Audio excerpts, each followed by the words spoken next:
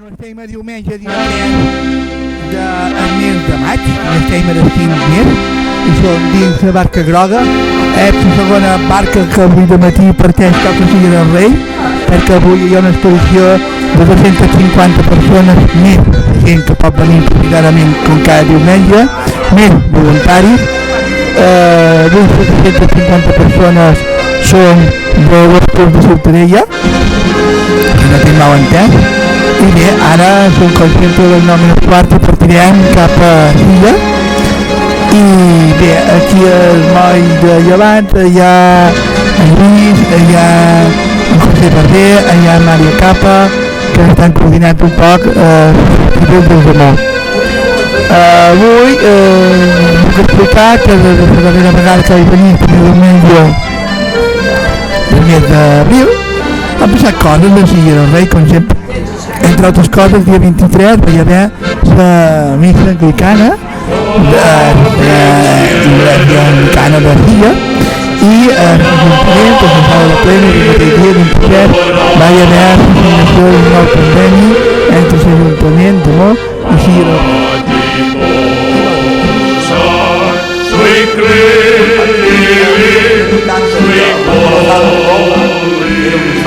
De guerra dels més grossos que hi havia a la Guerra Mundial, s'hi han fet pràcticament l'antidot a tots els la guerra no coneixés i fer l'armistici amb els aliats per ajudar els alemanys no podien servir que els difugissin els barcos que fins llavors i li varen amullar una bomba.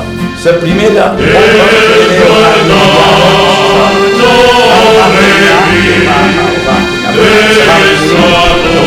i un quants que es van recollir els altres barcos es van recollir amb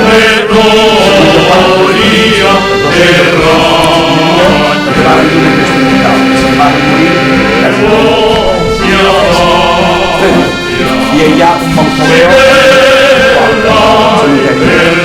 això que quan els italians venen a Moreu realment quasi perquè representa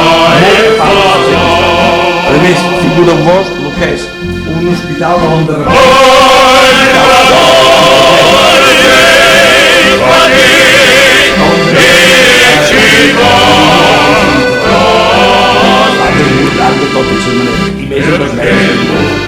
aquí tenim la maqueta que els senyors han fet d'aquest barc de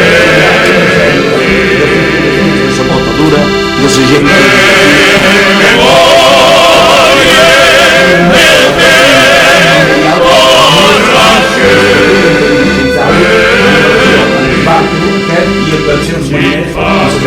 i aquí hi ha els dibuix en llumets d'allà on varen perseguir en aquest barco on el van enfunyar i els altres que van iniciar aquí a l'Esport de Mont i van uns fotos que hi ha 5 barcos treballant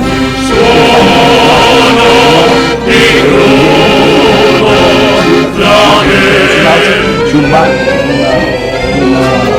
nació en guerra mundial es refugia en un port neutral o se'n va amb unes obres de repressió ja no pot sortir i queda fins al final perquè si no podrien dir que aquell port l'ha ajudat a recuperar-se per seguir la guerra.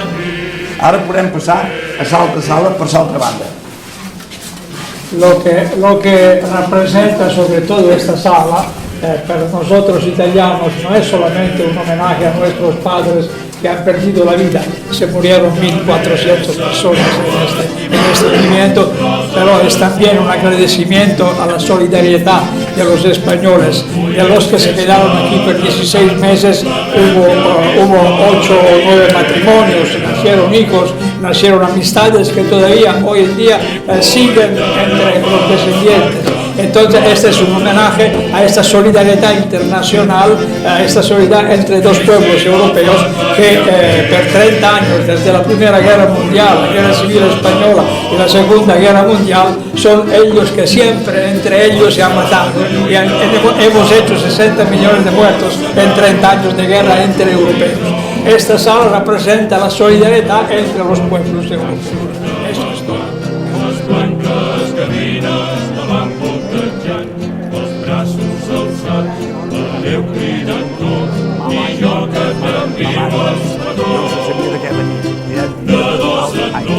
Per tant, a la colar-se d'esport hi havia moltes aigües estancades, hi havia molt de moscars, i per tant agafaven amb freqüència peluries. Per tant, ell va pensar que una illa que hi hauria moscars, no sabien que hi havia moscars, però que hi havia un aire més sa, estaria bé per els marins.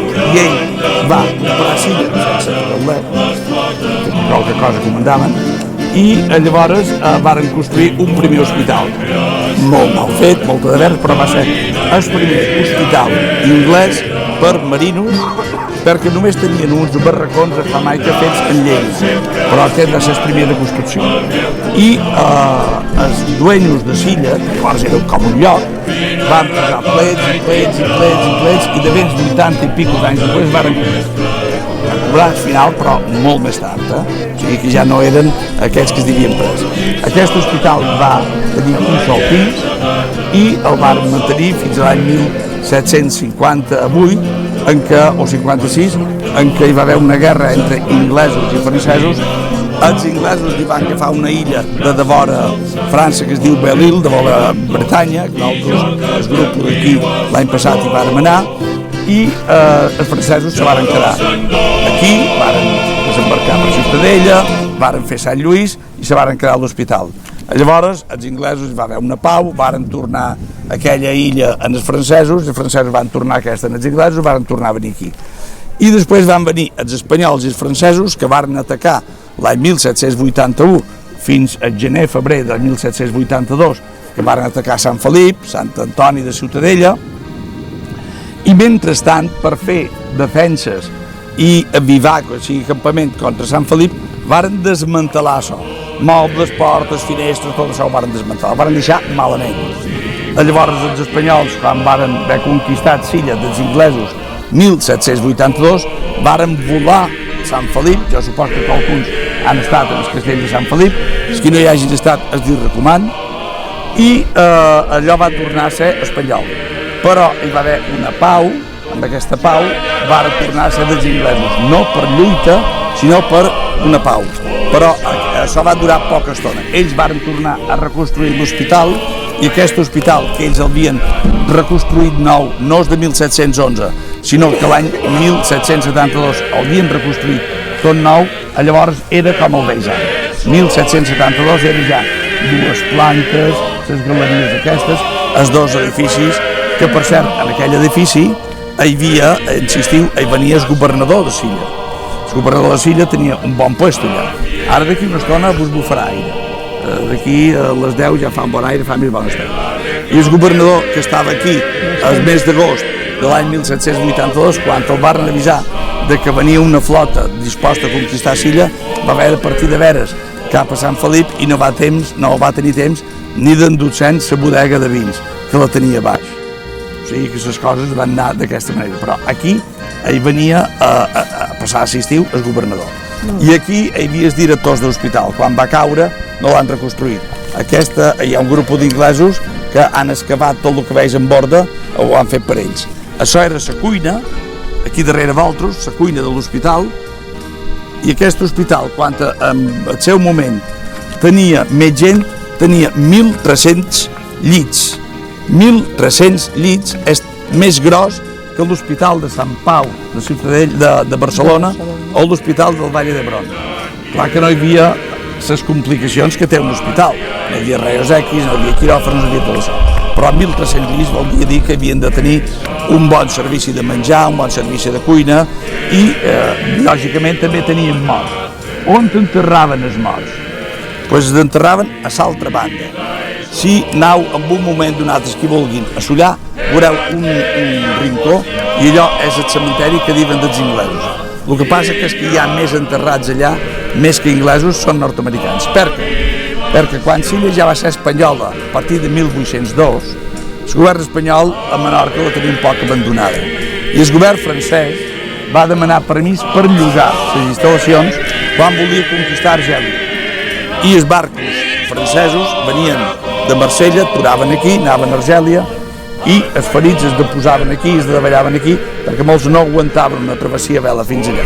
Però també els nord-americans, com que tenien pirates que es dimolestaven el seu comerç des de Nord-Amèrica, Nord-Amèrica ja era independent, des de 1788, com que es dimolestava el comerç amb Turquia, amb els fondos del Mediterrani, ells varen enviar un esquadró que en lloc de tornar en hivern a Nord-Amèrica, feia base aquí.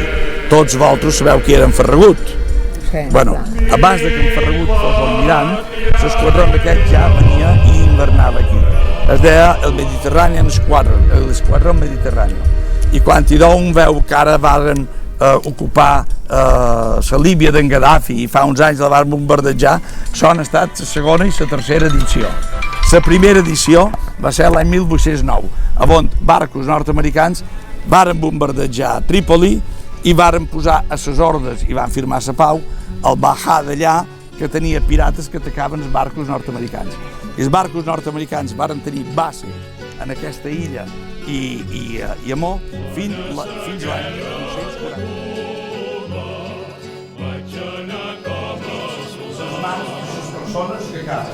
Quines són les fractures que amb més freqüència la major part de vosaltres tindrà, i no dic que ho hagueu de tenir, però tindrà.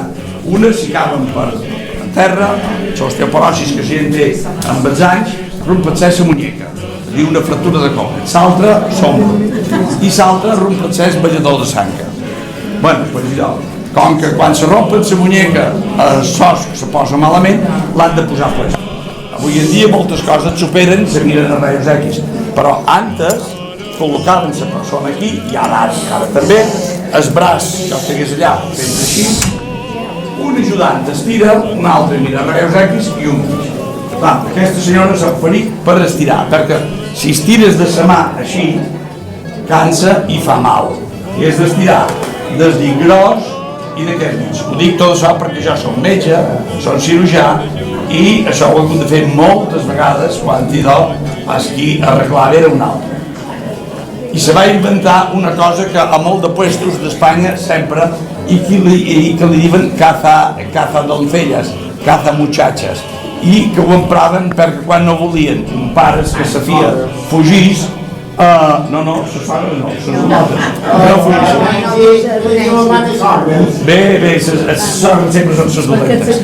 Li posaven una corda per damunt un arbre, la fermaven i aquell no se'n podia desfer. Si poses el dit aquí de dins, faig així, i no ve.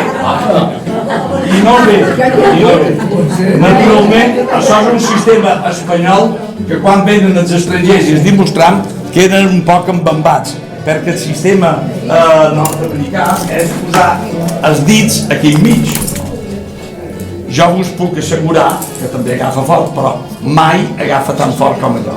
Mai del món. Bé, això són taules ortopèdiques. Aquí hi ha uns aparatos que són més grans, que algú ha pogut veure. Direm, sessions. Qui no ho han vist mai, ara poden mirar el que és que li posin a sol fermat, embolicat per aquí, i l'hagi de donar més.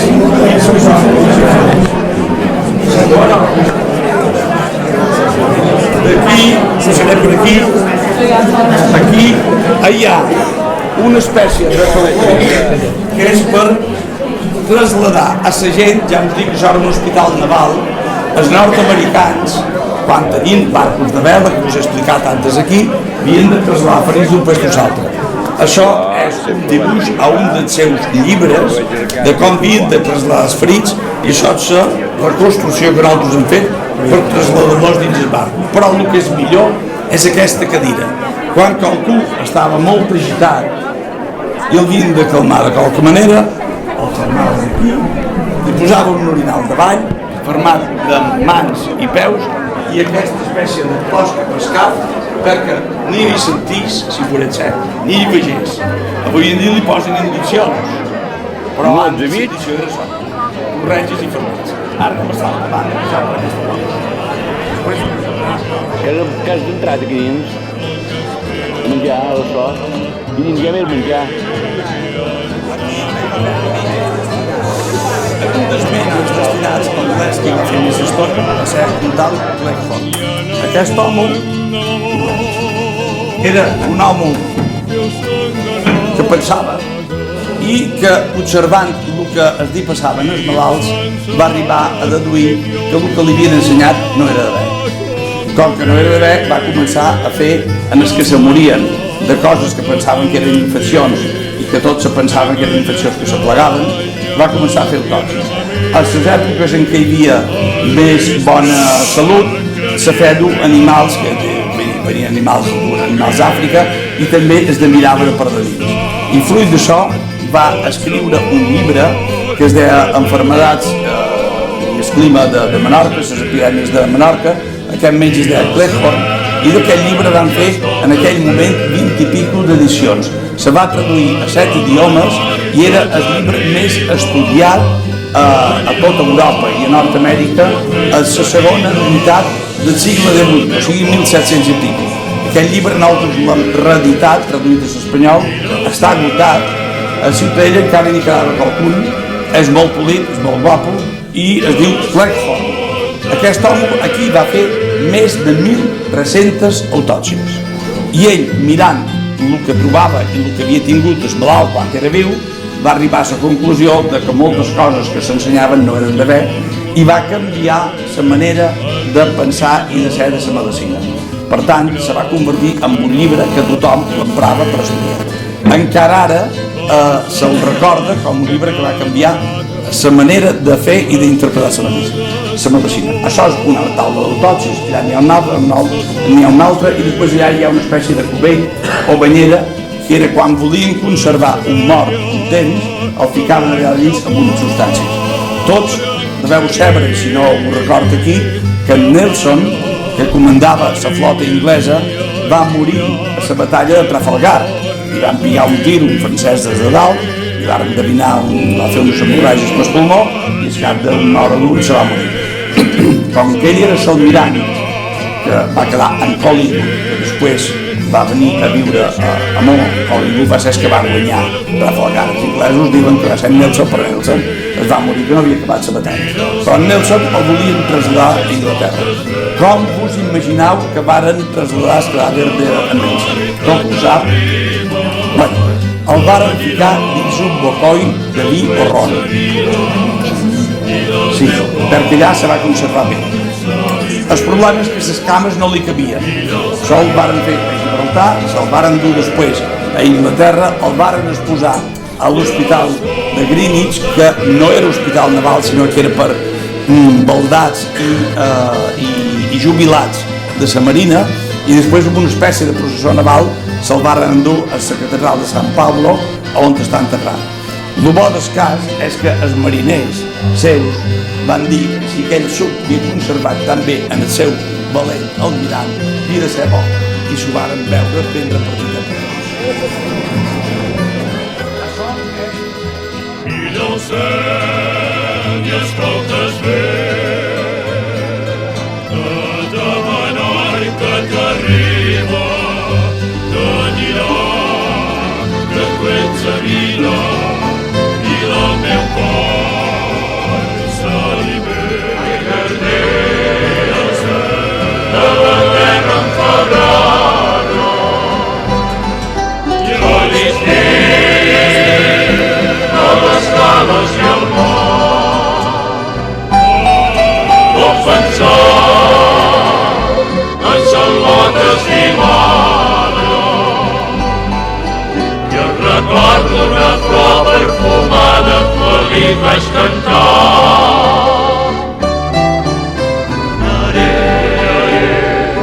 Quan es mori la tarda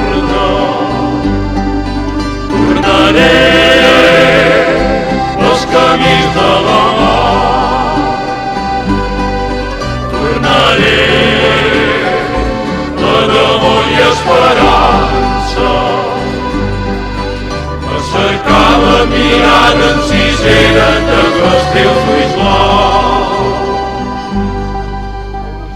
Tu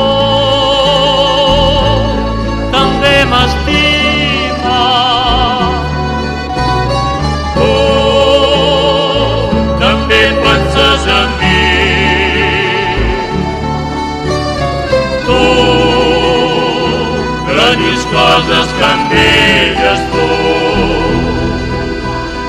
Quan tornaràs prop de mi, tu seràs menorquina estimada, tu seràs a la vora del mar, tu seràs com un so de campana, la gran foc per la set dels meus llavis que em crema la sang.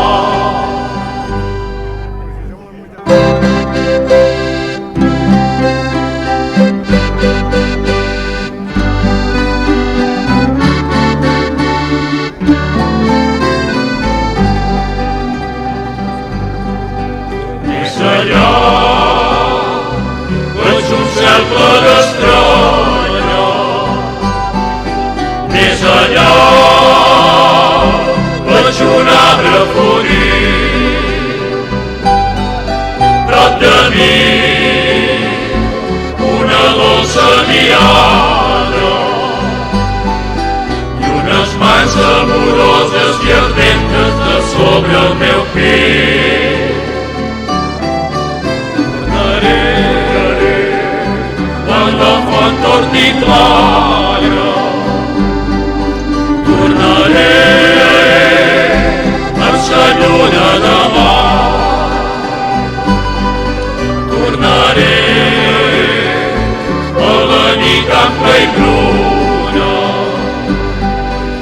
entre canyes i pàl·lids silencis que escolti el meu cor.